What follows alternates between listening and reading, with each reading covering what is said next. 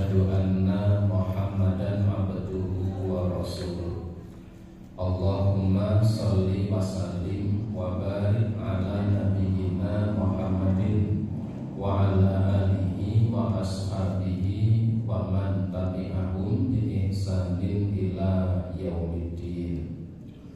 Wa qalu subhanaka la ilma lana illa ma 'allamtana innaka antal alimul hakim.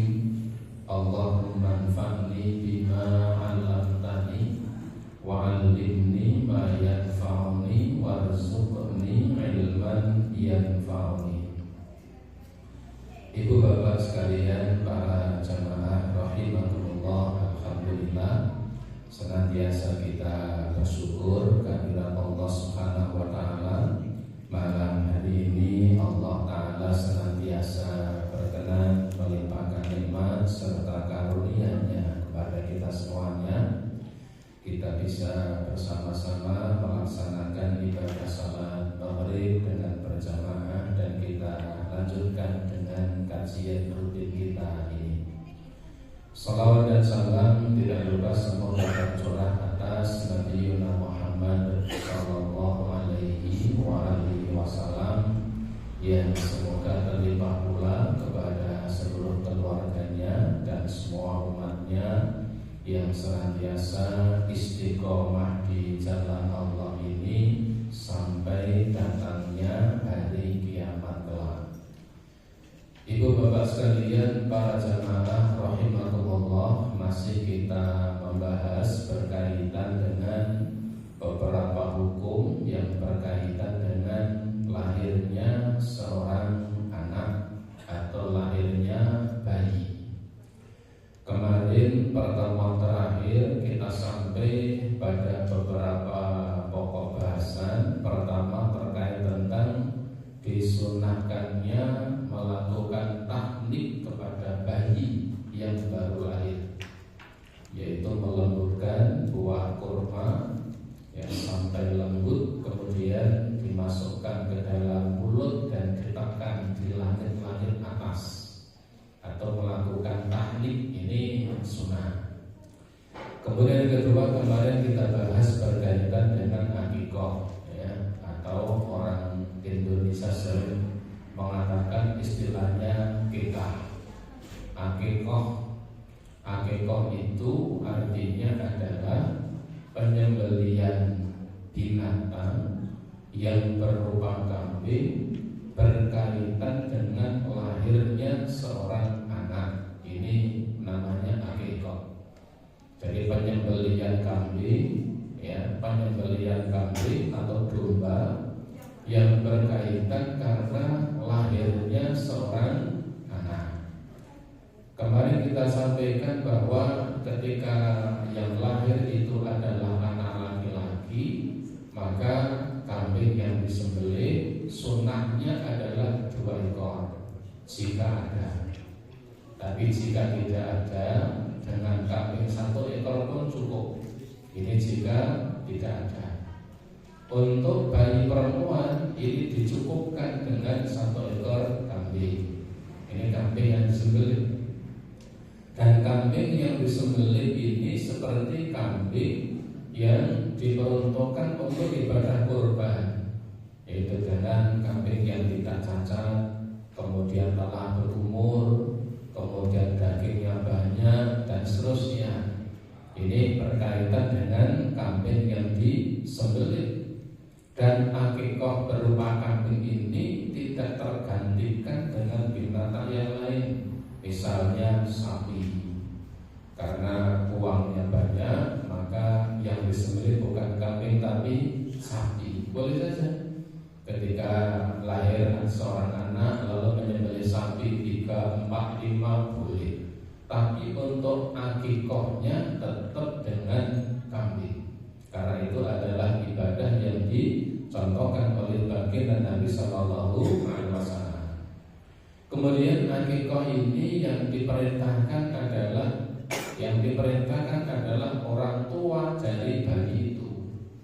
Artinya adalah bahwa sunnah akikoh itu pada hari ke-7 dari kelahiran anak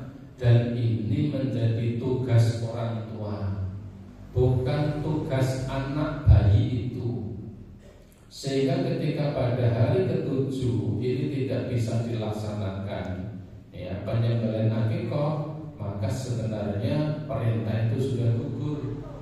Meskipun ada beberapa ulama yang membolehkan ketika nanti disembelih setelah hari yang ke-7, misalnya hari yang ke-14, ke-21, itu khilaf di kalangan para ulama.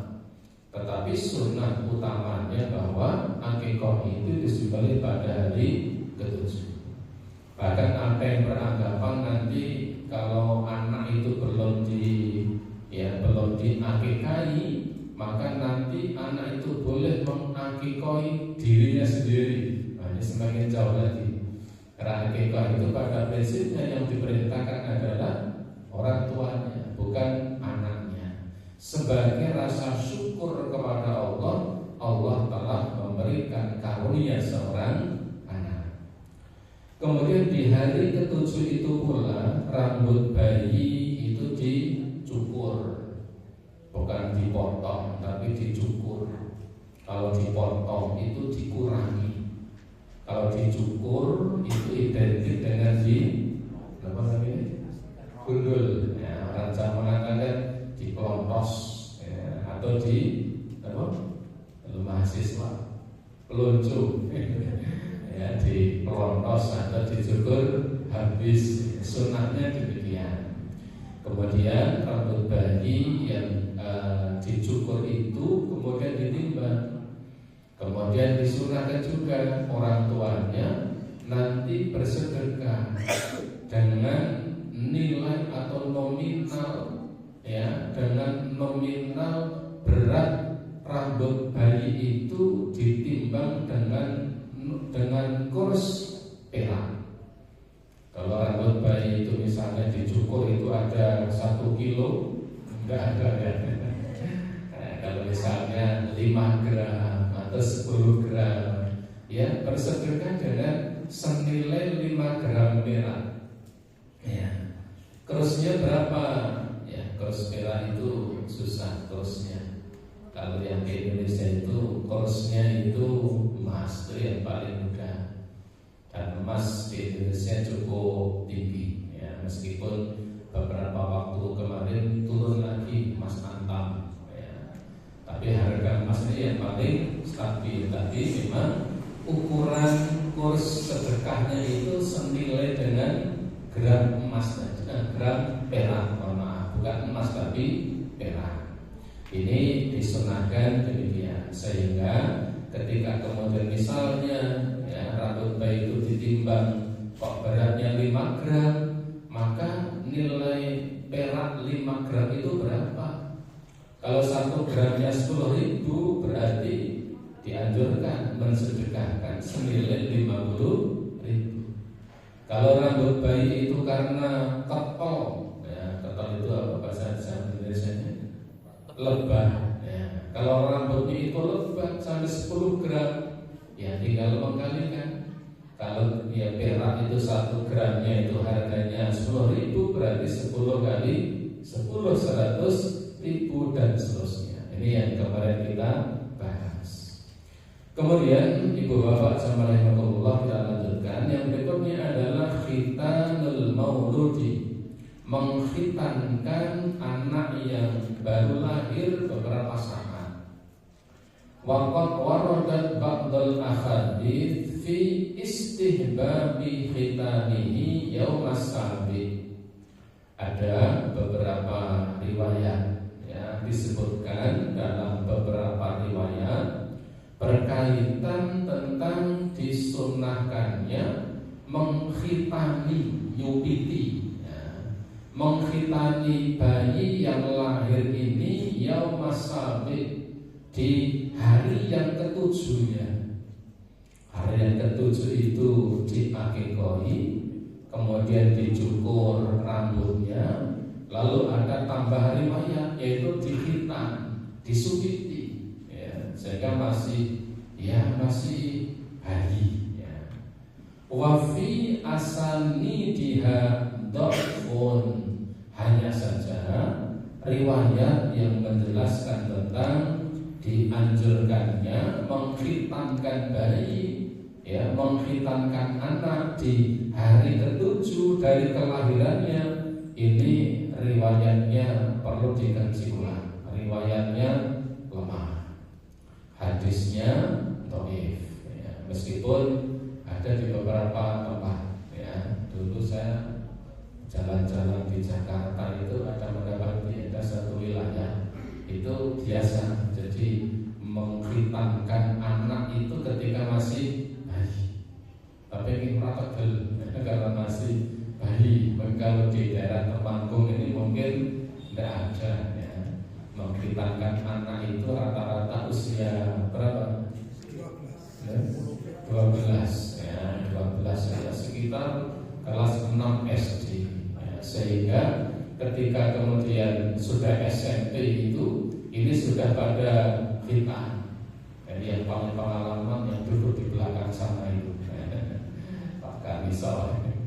Jadi kalau khitan itu rata-rata ya di usia 12 tahun, kelas 6 lah. Sehingga kalau tempat kita itu kalau anak masuk SMP belum khitan itu rasanya malu, isin. Ya, sehingga rata-rata ya di kelas antara kelas 4, 5 atau 6, dan itu usia-usia yang ya wajar, yang sedang, dan memang anak itu belum mencapai usia balik. Apa harapannya? Ketika usia balik, anak itu memang sudah betul-betul bisa sempurna untuk menjaga kesuciannya.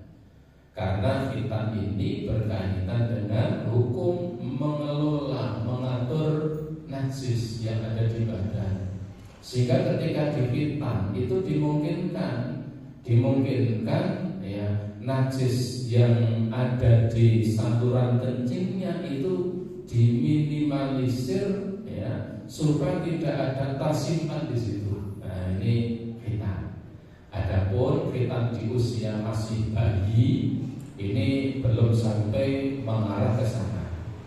Pemindari di antara hadis yang menjelaskan tentang khitan ini di antaranya adalah seperti hadis yang diriwayatkan oleh Imam Tabarani di dalam kitab As-Shaghir.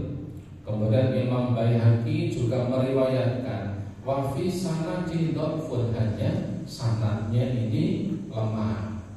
Salah satu hadis yang menjelaskan tentang mengkhitankan anak ketika usia masih bayi, ini seperti disebut dari sini, anna Rasulullah sallallahu alaihi wasallam aqqa 'anil Hasani wal Husaini wa hitanahuma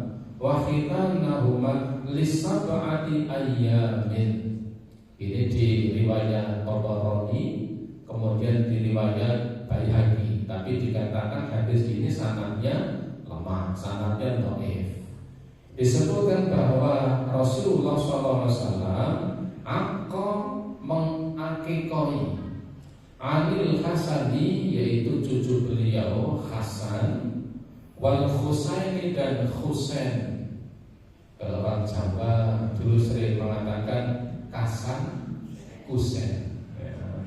Padahal Husain itu jendela. Hasan Husain, ya, sebutannya sering enteng itu Kasan Husain. Rasulullah SAW disebutkan beliau mengakikoi cucu beliau Hasan dan Husain, ya, karena ini cucu Rasulullah SAW yang usianya sampai dewasa. Ibu bapak kita perlu tahu bahwa ya, Hasan dan Husain ini adalah anak dari Fatimah binti Rasulullah dan putra-putri Nabi yang masih hidup, ya, sampai Nabi meninggal dunia itu hanya Fatimah. Selainnya itu meninggal dunia mendahului Rasulullah Sallallahu Alaihi Wasallam.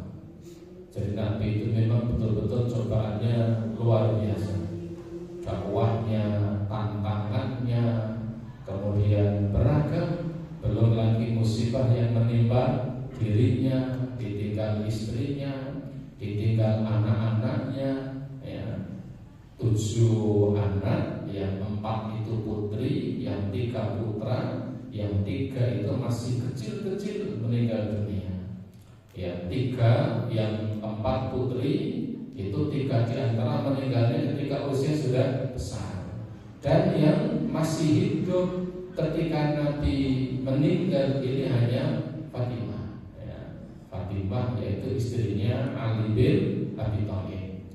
Nah, dikatakan bahwa Nabi SAW mengakikoi Hasan dan Husain, kemudian wafitanahuma, lalu beliau mengkhitankan Hasan dan Husain ini lisa ba'di ayyamin, ketika usia keduanya baru menginjak 7 hari. Ya, bukan 7 bulan, bukan 7 tahun, tapi 7 hari.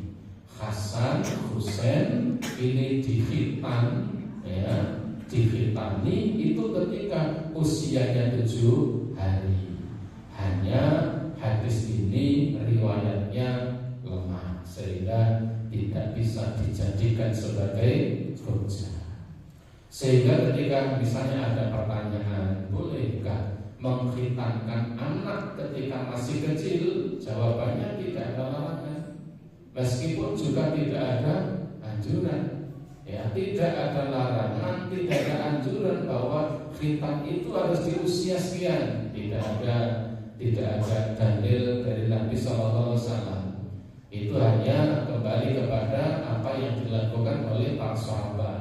Ada barangkali di antara mereka yang mengkhitankan anak-anaknya ketika masih bayi, ada yang sudah agak besar, dan kebanyakan di antara mereka, ya, di antara mereka kaum muslimin, para sahabat itu mengkhitani anak-anak mereka ini rata-rata ketika sudah agak besar, meskipun belum sampai dewasa.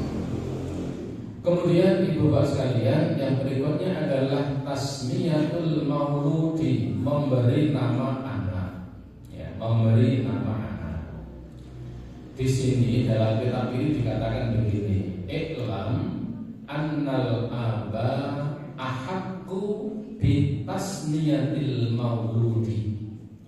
Ketahuilah bahwasanya seorang ayah dialah yang paling berhak untuk memberikan nama kepada anak-anaknya. Seorang ayah dialah yang paling berhak, yang paling punya kewenangan untuk memberikan nama bagi anak-anaknya. Walaysa lil ummi haqqun munazza'atan fi dzalik. Kemudian seorang ibu ini tidak ada hak untuk menentang sebuah nama, ya, yang diberikan bapaknya, suaminya kepada anaknya. Sebenarnya demikian. Jadi yang paling berhak untuk memberi nama anak itu adalah ayah, ya, bapak, bukan ibu. Kalau seorang ayah, seorang suami telah menentukan nama untuk anaknya, pada dasarnya seorang istri tidak boleh untuk menolaknya. Sebenarnya demikian. Ya, ini pada asalnya maksudnya. Lakinna, hanya saja al-afdalu, yang paling utama adalah ayatasyawaru, hendaklah dimusyawarahkan. Jadi yang paling bagus memberi nama anak itu, ya, dimusyawarahkan. Ya, suaminya mengatakan, Bu, kalau anak ini tak kei jeneng seroto antik, ya, apa supaya bersejarah, karena lahirnya itu waktu siang hari dan proses lahirnya itu lama sekali, maka dikasih nama, saya kasih nama Siang Lansui. Misalnya, kayak dulu ada di satu tempat, saya sebutkan di mana, ya. Itu betul dikasih nama Siang Lansui, ya, karena lahirnya di waktu siang, proses lahirnya lama, ya, Tetapi bagaimanapun ketika seorang suami ingin memberikan nama, sebaiknya memang ayatasyawaru, hendaklah dimusyawarahkan, ya. Hendaklah dimusyawarahkan, ayatasyawarah, dimusyawarahkan mereka berdua, wayatarodhiya antasmiyati, sehingga keduanya baik suami maupun istri itu lego, ya, legowo dengan nama yang diberikan. Membiasakan musyawarah dalam rumah tangga itu sesuatu yang baik.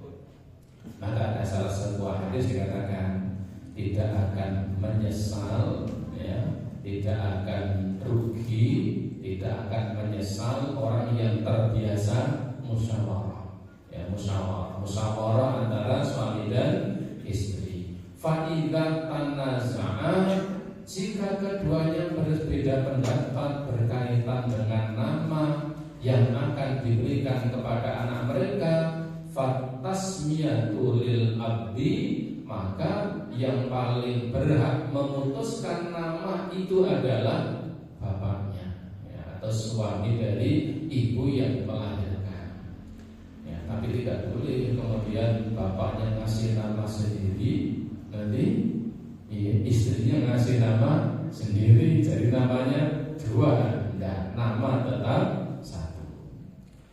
Yang berikutnya adalah ikhtiyarul ismi, memilih nama.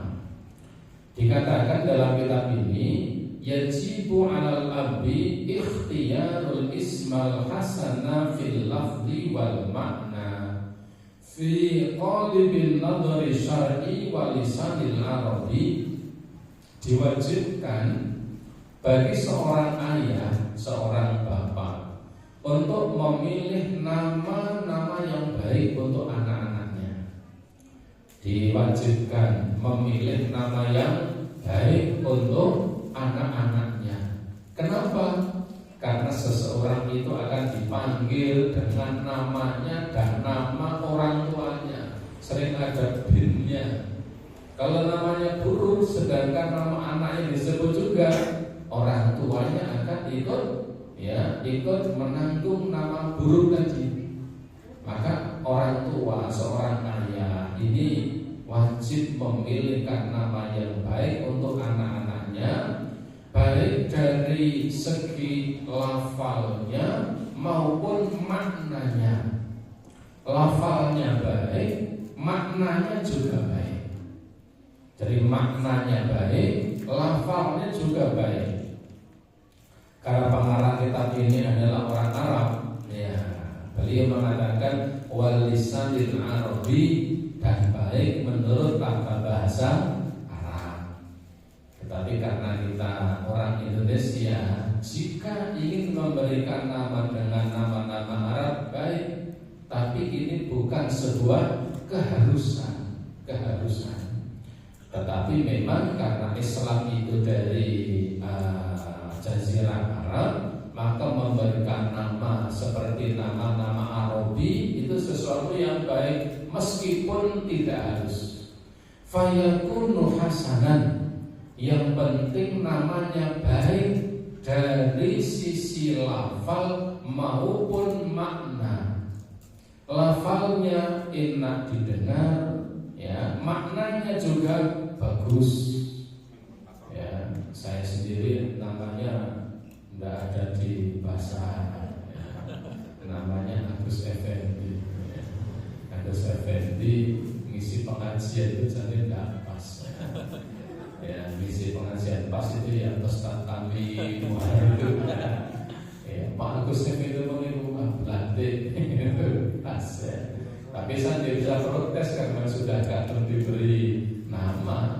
Dan saya terus nonton nama Agus Effendi itu dulu Pak, ya 50 tahun yang lalu itu namanya keren banget, ya. Karena nama pada waktu itu kan namanya masih nama orang Jawa, ya Jawa-Jawa. Sering dikaitkan dengan kejadian-kejadian tertentu. Kalau lahirnya itu setelah pemilihan umum, ya namanya baru milih, karena baru saja milih, ya. ya, sehingga namanya bermilih.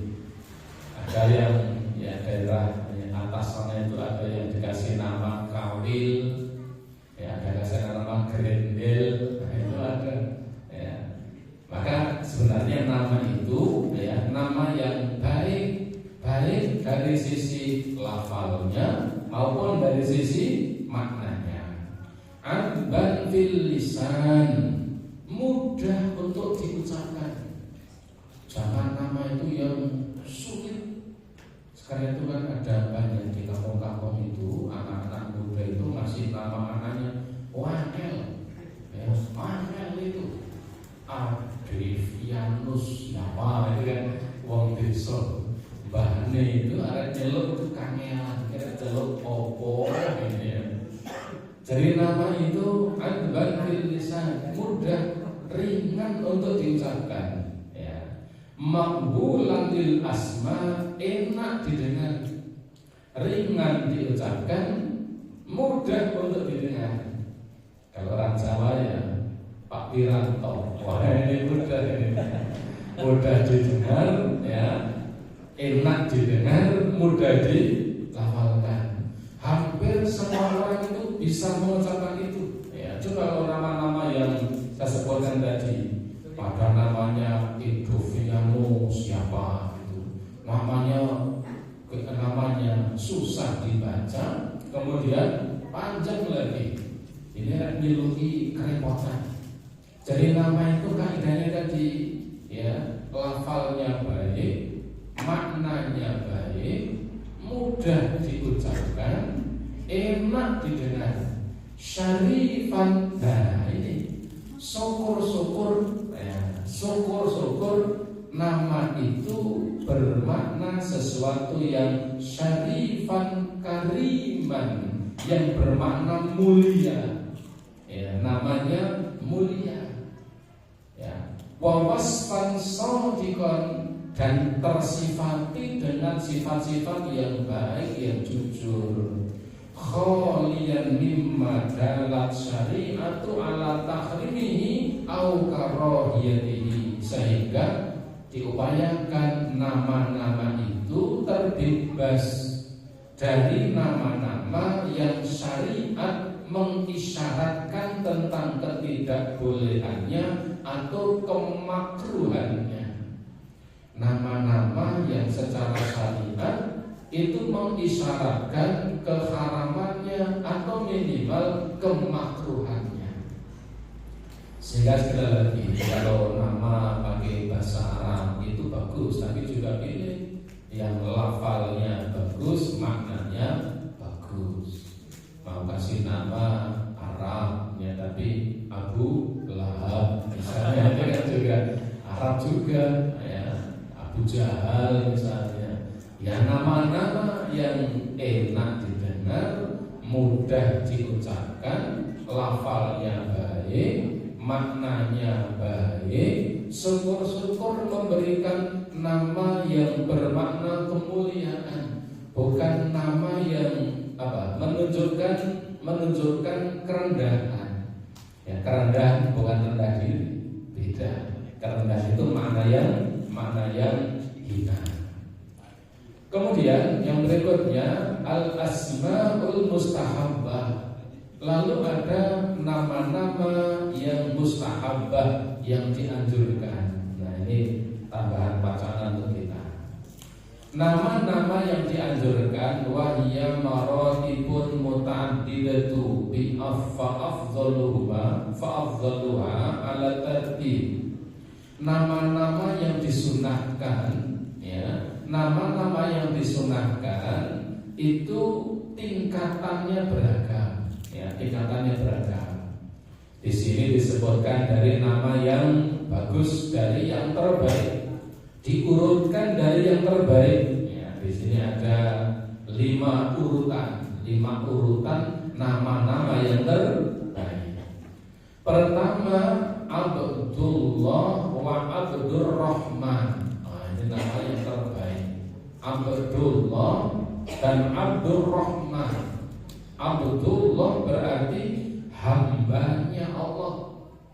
Abdur Rahman berarti hambanya Allah yang Maha Rahman.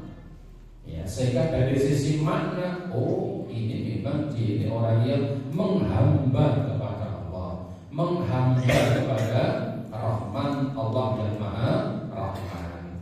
Terkait nama ini Rasulullah SAW secara khusus dalam Sahih Muslim, beliau mengatakan ahabul asma'i ilallahi, nama-nama yang paling dicintai oleh Allah itu adalah Abdullah wa Abdurrahman. Ini nama yang paling dicintai oleh Allah. Ini yang mengatakan Nabi sendiri, yang dengan jelas menyatakan namanya Abdullah. Lalu ada tambahannya siapa, ya, Abdullah. Terusannya misalnya Abdurrahman siapa, Abdullah siapa lagi belakangnya. Jadi kalau semuanya milih nama ini, ya jadi repot juga, ya. Syair itu namanya Abdullah semua. Ini juga nanti agak terubah juga kalau tidak ada tambahan-tambahannya, ya. Abdullah kalau disambung dengan nama bapaknya, lalu disambung dengan nama bapak dan kakek, Abdullah Qahar misalnya. Kenapa? Karena bapaknya itu Bang Qahar, Abdullah Qahar misalnya. Abdullah Karim, ya, karena bapaknya Karim, ya. Abdurrahman siapa lagi belakangnya, ya. Ini nama yang terbaik. Ibu bapak, kita tidak bisa untuk meremehkan nama ini karena ini Nabi sendiri yang secara langsung melafalkannya. Artinya kita setuju dengan nama ini, oke, tidak setuju tidak mengapa, tapi ini yang disabdakan Nabi nama yang terbaik. Kemudian urutan yang kedua, di bawahnya lagi itu adalah al-asma'ul mu'abbadatu ai ismin min asma'il husna. Tingkatan yang di bawahnya lagi, nama terbaik itu Abdullah Abdurrahman. Kemudian di bawahnya lagi, tingkatan di bawahnya itu nama-nama yang bermakna penghambaan kepada salah satu nama di antara nama-nama Allah. Itu ranking yang kedua. Nama-nama yang nama-nama itu, ya, nama-nama itu maknanya adalah penghambaan kepada salah satu nama di antara nama-nama Allah. Kita kenal, kita tahu Allah itu punya 99 nama yang sering kita sebut dengan Asmaul Husna. Nah, penghambaan kepada Asmaul Husna tadi, ya, misalnya apa? Mithlu, contohnya Abdul Aziz. Al-Aziz itu adalah nama Allah. Al-Aziz itu salah satu di antara Asmaul Husna. Maka Abdul Aziz itu berarti hamba Allah yang Maha Agung. Al-Karim, nah, itu juga nama Allah Ta'ala, ya, nama Allah Ta'ala. Abdul Karim berarti hamba Allah yang Maha Mulia. Al-Malik itu juga Asmaul Husna. Abdul Malik berarti hamba Allah yang, ya, yang apa Malik tadi? Ya, merajai. Assalam misalnya, ya, yang memberikan keselamatan. Lalu dikasih nama apa? Abdul Salam, hamba Allah yang memberikan keselamatan. Itu nama terbaik ranking 2. Ranking 1 Abdullah Abdurrahman. Di bawahnya menurut pengarang kitab ini nama yang menunjukkan penghambaan kepada salah satu di antara asma Allah Subhanahu wa taala. Ini, ya, grade yang kedua. Grade yang ketiga adalah Asmaul Anbiya'i war Rasul. Nama-nama nabi dan nama-nama rasul. Ibrahim, Yahya, Ilyas, kemudian Musa, Isa, Daud, kemudian ya, Yusuf. Wah, ini yang paling ganteng ya. Katanya nek wong sak donya ini digantengnya itu dikelumpuk-kelumpuknya, diperes, itu masih ganteng Nabi Yusuf. Nah, ini hanya istilahnya orang-orang yang menunjukkan Nabi Yusuf ini memang ya tampan. Yusuf, Yakub ya. Dan di Indonesia kita ini nama-nama Nabi itu hampir banyak dipakai ya. 25 Nabi dan Rasul itu hampir semuanya dipakai untuk memberi nama anak-anak ya. Isa banyak, Yusuf banyak, Yakub banyak, Ayub banyak ya, Zulkifli banyak ya. Meskipun orang Jawa itu ini ya karena nanti disampaikan, karena supaya mudah namanya Zulkifli, panggilannya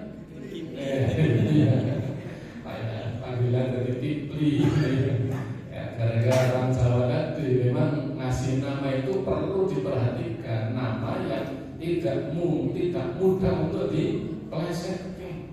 Zulkifli jadi Kifli ya. Di lembaran itu ada namanya Ibnu Nazir, saya lupa terusannya, bagus itu. Ibnu Nazir siapa? Panggilannya Benu ya, namanya Ibnu, panggilannya Benu. Enteng, karena itu memang di lisan itu rasa lebih enteng. Ibnu itu ngegas. Kalau Benu itu nggak usah sarapan pun itu bisa mengucapkan. Kalau bilang Ibnu itu sarapan saja, karena memang harus berenergi. Ini yang ketiga, itu nama-nama para nabi. Yang keempat, yang keempat itu adalah asma'us sholihin minal muslimin wa ala raqsimus sahabah. Yang keempat itu adalah nama-nama orang soleh. Ngasih nama dengan nama-nama orang soleh minal muslimin, dari kalangan kaum muslimin, wa ala raqsimus sahabah. Orang-orang soleh itu puncaknya adalah para sahabat. Ya, dimaksud dengan orang-orang soleh itu ya puncaknya adalah sahabat. Dengan kata lain, memberi nama dengan nama-nama sahabat. Bilal, kemudian Utsman, kemudian Ali, kemudian siapa lagi? Umar, kemudian apa lagi? Ya, Utsman lagi ya. Kemudian siapa lagi? Ya, banyak nama-nama para sahabat ya. Zaid, kemudian Sa'ad, kemudian ya banyak nama-nama para sahabat. Dan yang hadir belum ada itu Abu Hurairah. Karena itu kan lakop sebenarnya kan ya, nama apa? Nama kalau orang Jawa itu mengatakan paraban ya. Paraban itu apa? Telahan ya, telahan. Jadi paraban bukan nama asli. Jadi yang keempat ini nama-nama para sahabat, sebagaimana An-Mughirah bin Syu'bah radhiyallahu anhu Nabi sallallahu alaihi wasallam ya, Pak Nabi mengatakan annahum kanu yusammuna bi asma'i anbiya'ihim was-solihina min qablihim. Bahwasanya mereka dulu memberi nama-nama anak-anak mereka dengan nama-nama nabi mereka, nama orang-orang solih sebelum mereka. Yang kelima, ini yang terakhir ya, ranking terakhir ini, maka wasfan shadiqan lil insan. Terakhir ini adalah nama-nama yang tersifati dengan sifat yang baik. Yang kelima ini ya nama-nama Jawa ini ya, nama-nama Jawa ini ya, Slamet Raharjo. Sudah selamat masih ditambah Raharjo. Para selamat itu Raharjo itu ya selamat ya. Namanya lagi ya Teguh siapa. Ini kan maknanya makna yang baik, bukan meskipun itu tidak akan diringing 1, 2, 3 dan 4, minimal itu diringing yang kelima ini. Nama-nama yang baik dari sisi lafalnya maupun dari sisi maknanya, dan menunjukkan shodiqah, ini menunjukkan kejujuran, artinya menunjukkan sesuatu yang baik. Ibu bapak kita jeda azan bisa. Baik ibu bapak kita lanjutkan sebentar. Kemudian yang berikutnya syurutut tasmiyatu wa adabiha, syarat-syarat memberikan nama dan adab-adab atau etika dalam memberikan nama. Pertama, ayyakuna arodiyan, nama-nama yang diberikan ini ya etikanya adalah ada nuansa berbahasa Arab. Ya, kalau pengarang kitab ini karena orang Arab, meskipun kita tidak boleh mengatakan kemudian ke Arab-Araban, tetapi paling tidak memang agama kita ini berasal dari mana? Berasal dari jazirat Arab. Fayahruju bihadzal asma'il ajamiyatil mauludati mithlu, ya, sehingga ketika pemberian nama ini dengan memilih nama-nama yang ada orientasi bahasa Arabnya, sehingga perlu untuk ya tidak menggunakan nama-nama selainnya, misalnya ada Diana, Hayati, Syirihan dan seterusnya. Nah, tapi ini tempat kita kan nama-nama yang biasa, kan ini nama-nama bahasa Indonesia. Diana, Hayati itu kan sudah nama-nama biasa. Yang kedua, ayyakuna husnul mabni wal makna. Nah, ini yang lebih pas lagi. Hendaklah nama-nama itu nama yang maknanya baik, tata bahasanya juga baik. Namanya baik, tata bahasanya juga baik. Ya. Meskipun begini, kadang-kadang namanya berbahasa Arab, tetapi maknanya kurang bagus. Ya, masih banyak sekalian di tempat kita itu orang perempuan dikasih nama Siti Musyrikah. Nah, itu banyak sekali tempat kita itu. Ya, sudah bahasa Arab. Tapi ya barangkali kita memaklumi karena tidak tahu saja namanya itu. Ya, saya menemukan banyak nama itu. Kalau ada di kantor, kemudian kalau pas ada data-data emis kalau di pendidikan, itu lebih-lebih ini nama-nama orang tuanya yang dulu. Kalau nama anak-anak sudah jalan, orang tua dulu itu kan namanya ada yang Siti Musyrikah, ada yang namanya Farji. Ini bahasa Arab ya. Coba ini kan kasihan anaknya itu. Ya mungkin dia dulu orang tuanya tidak tahu, tapi nanti kalau kemudian dia punya putranya di pesantren itu bikin don nih, bisa dibully sama yang lain, namanya Farji. Ada namanya memang Farji, ya. Ada Musyrikah. Ya, meskipun ini bahasa Arab, tetapi maknanya kurang bagus. Ya, bahasa Arab tapi maknanya tidak bagus. Ayyurani fi tasmiyati qillatul huruf ma umkina. Yang ketiga, memberi nama itu hendaknya tidak terlalu panjang. Qillatul huruf, nama itu yang simple, tidak terlalu panjang, mudah diucapkan, enak didengarkan, tidak salah tata bahasanya. Ini saya tadi itu lihat browsing nama di Yogyakarta itu ada seorang wanita namanya itu 12 kata. Coba itu 12 kata, perasaan depo itu. Oh, kita itu kalau ternyata tangga nama itu sudah 3 kata itu sudah mudah lupa itu, dan itu sudah paling pol itu. Kalau ada 4 kata, wah ini kok kemudian 12 kata, wah ini sulit itu untuk mengucapkannya. Ya. Prawiro dirjo, onto kusumo, noto boto, sangang puluh sono, nang kulon wonosobo. Susah namanya, terlalu panjang ya. Jadi hindari nama yang terlalu panjang ya. Jadi di daerah Yogyakarta itu ada tadi seorang putri ya, wanita namanya 12 kata, dan agak sulit itu, beberapa kata itu sulit untuk diucapkan.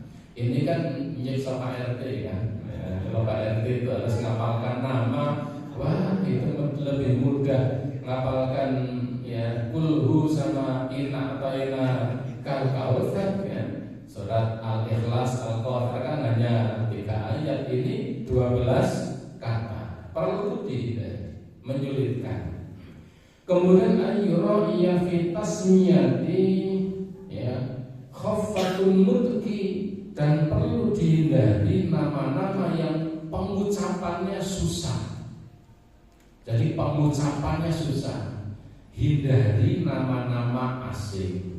Hindari nama-nama yang tata bahasa dan maknanya tidak bagus. Hindari nama-nama yang terlalu panjang. Hindari nama-nama yang pengucapannya susah. Karena pengucapan susah itu nanti pada akhirnya nama itu jadi korban. Kenapa? Nanti panggilannya seenaknya saja. Seperti tadi namanya sudah Muhammad bin Nazir, siapa panggilannya?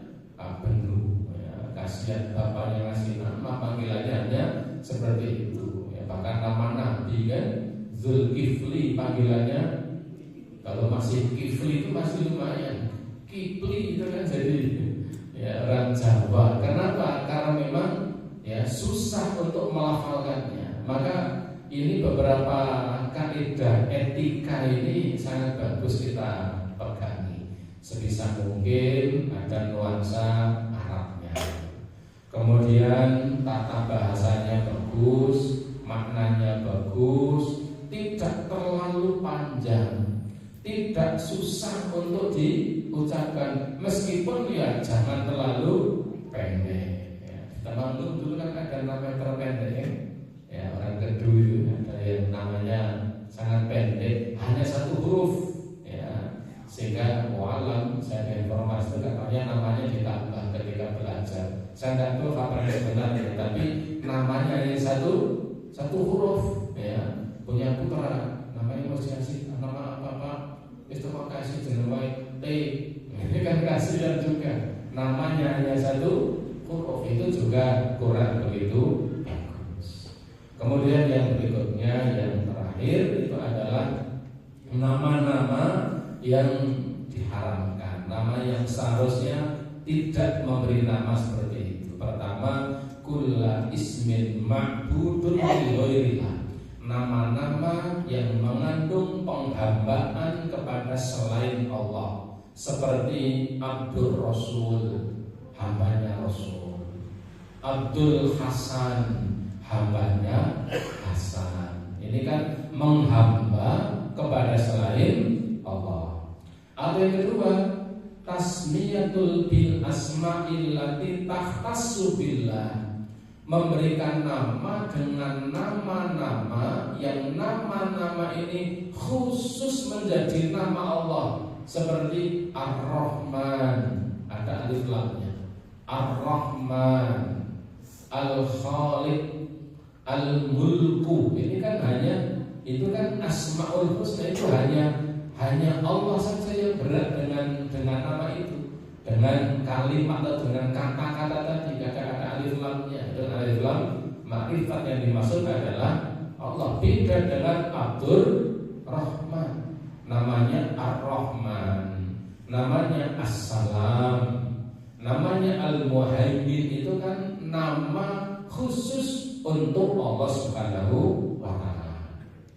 Yang ketiga, ya, dilarang memberikan nama dengan nama-nama ajamiyatil mauludatil kafirin al khassa, nama-nama ajam, nama-nama asing yang biasanya nama-nama itu untuk menamai nama-nama orang-orang di luar Islam. Contohnya ini, ya, gimana bacanya ini? Jaro Jasa, George, George, ya, George, wong parakan nang desa, sok mancul jenengane George. Pas 14 ada George, ada John, ya, dan seterusnya. Jadi nama-nama yang biasanya, ya, untuk orang-orang di luar Islam. Yang keempat, ya, atusamma bi asma'il asnabil ma'budati min dunillah, memberi nama dengan nama-nama patung yang sering disembah. Dikasih nama Lata, nama Uzza, ini tidak boleh. Kemudian yang kelima, atas miyato bil asma'il azamiyati katar kibatil fa'risiyati mimala tatasulahu lughatul Arab. Ini dengan nama-nama Turkiyatil Farisiyati, nama-nama Turki Persi, ya, artinya nama-nama yang tidak mencerminkan nama-nama Islami, ya. Kalau ini ada contohnya, ada Nariman, ini kan di tempat kita ada, ya, Nariman tapi bahasa Jawa. Nariman itu wong sing nrimo, itu kan juga bahasa Persi, ya. Nariman, ada Jihan. Tempat kita banyak namanya Jihan. Kemudian ada nama lagi Nafin misalnya. Ini kan nama-nama Persia, nama-nama yang itu bukan dari wilayah kaum muslimin. Yang keenam, kullu ismin fihi da'wa laisati fil musamma mimma fihi tazkiyati wa kadza. Yang keenam, semua nama yang nama itu seperti seruan untuk berdusta, atau nama-nama yang tidak mengandung makna suci, yes, nama-nama yang tidak ada makna yang baik misalnya. Atau yang ketujuh, tasmiyatu bi asma'i syayatin, memberi nama dengan nama-nama setan. Khinzib itu kan nama-nama setan. Ada Khinzib, ada Awar, dan nama-nama yang lain. Ibu bapak, ya, artinya bahwa etika memberi nama dua tadi perkaranya. Kita bisa mengambil nama-nama urutan yang terbaik dari 5. Ada Abdurrahman, menghamba kepada Allah, nama Nabi, nama orang-orang soleh, atau minimal nama meskipun bukan nama berbahasa Arab, tetapi susunan bahasanya tepat dan maknanya baik. Kenapa? Sebagian ulama mengatakan nama itu mengandung dua. Nama itu mengandung dua. Sehingga kadang orang yang mengalami gangguan jiwa, ada yang mengatakan kabotan jeneng, ya. Sebenarnya bukan kabotan jenengnya, hanya memang tidak pas. Karena etika memberi nama adalah seperti tadi yang telah kita bahas. Ibu bapak, para jamaah rahimahullah, ini bab terakhir berkaitan tentang hukum-hukum yang berkaitan dengan kelahiran seorang anak. Setelah ini berarti sudah masuk di bab yang lain, masih berkaitan tentang keluarga di dalam Islam. Baik ibu bapak jamaah rahimakumullah, sampai di sini bahasan kita pada malam ini semoga bermanfaat. Sebelum saya akhiri, ada pertanyaan? Cakap? Baik, alhamdulillah.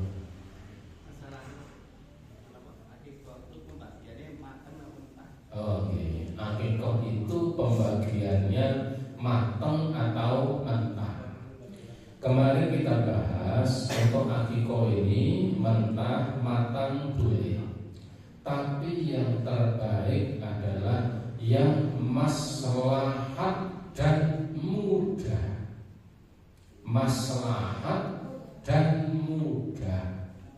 Berbeda dengan akikah, berbeda dengan kurban. Kalau kurban itu karena biasanya dagingnya banyak. Kalau membagi di hewan daging kurban kok mateng, wah ini mereka masak dan rapat itu. Ya seperti misalnya kurban sapinya 20 ekor, mereka masak kapan itu? Nah untuk kurban pembagiannya mentah. Kenapa? Yang mudah dan maslahat. Kalau akikah, karena akikah itu ya jarang yang bersamaan.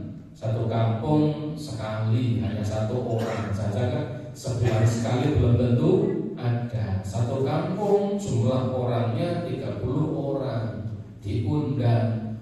Hewan atau yang kambing yang disembelih hanya satu ekor. Kalau kemudian kambing satu ekor, kok kemudian diterisa iris-iris misalnya ya, sak iris-iris kemudian didom sak kampung, ini kurang mendatangkan maslahat.